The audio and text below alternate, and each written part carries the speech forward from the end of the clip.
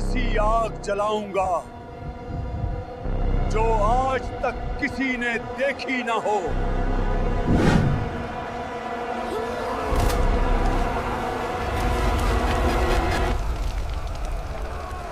اسے اس کی سزا ملے گی اور ایسی سزا دوں گا جو دنیا یاد رکھے گی.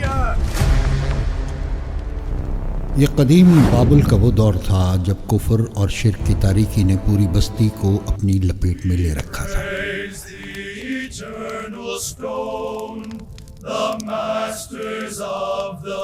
تکبر میں ڈوبا بادشاہ نمرود حق کی آواز کو دبانے کے لیے ایک ہولناک منصوبہ تیار کر چکا تھا. ایسی آگ جلاؤں گا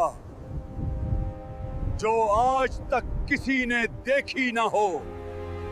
اسے اس کی سزا ملے گی اور ایسی سزا دوں گا جو دنیا یاد رکھے گی.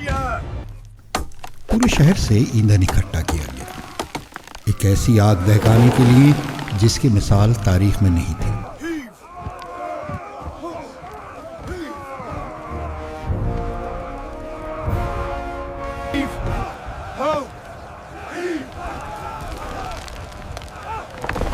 مہینوں تک لکڑیاں جمع کی گئیں اور پھر انہیں اکٹھا کر کے آگ لگا دی گئی.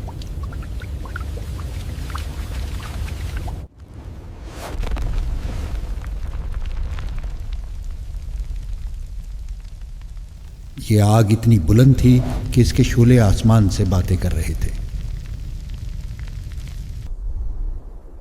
دوسری جانب ایمان کا وہ کوہ گراں ابراہیم خلیل اللہ جس کے پائے استقلال میں ذرہ برابر بھی لرزش نہ تھی.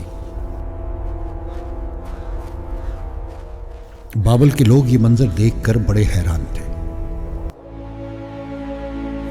اللہ کے اس نبی کے ہاتھ بندھے تھے، دشمن اس کے سامنے تھا، مگر دل اللہ کی یاد اور اس کے بھروسے سے لبریز تھا.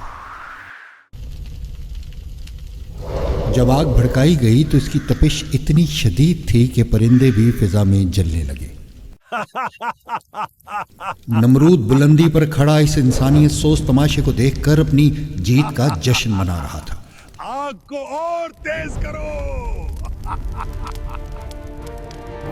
تاریخ کی سب سے بڑی منجیف تیار کی گئی تاکہ حق کے دائی کو آگ کے سمندر میں پھینکا جا سکے. سامنے موت کا رقص تھا، تپتی ہوئی ہواؤں کے تھپیڑے تھے، مگر ابراہیم کا اپنے رب پر توکل اپنی انتہاؤں پر تھا.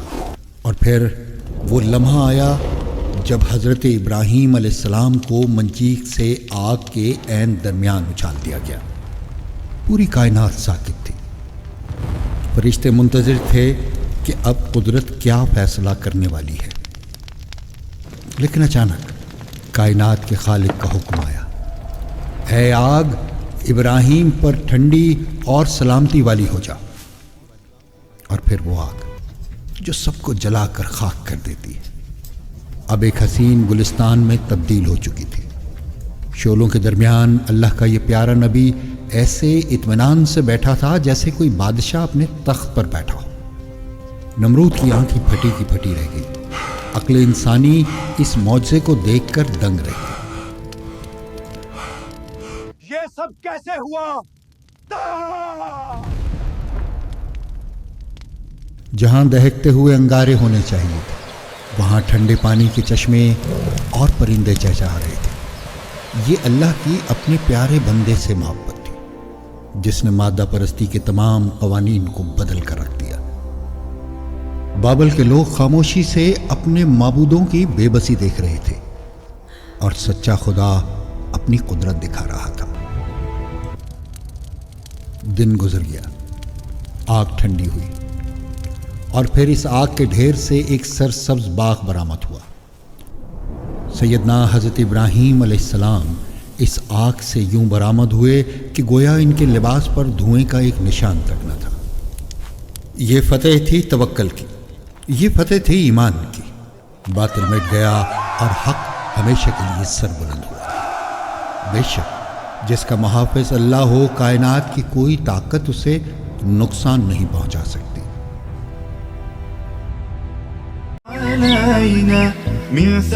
Perfect Umrah and Travels آپ کی مکمل رہنمائی کے لیے موجود ہے۔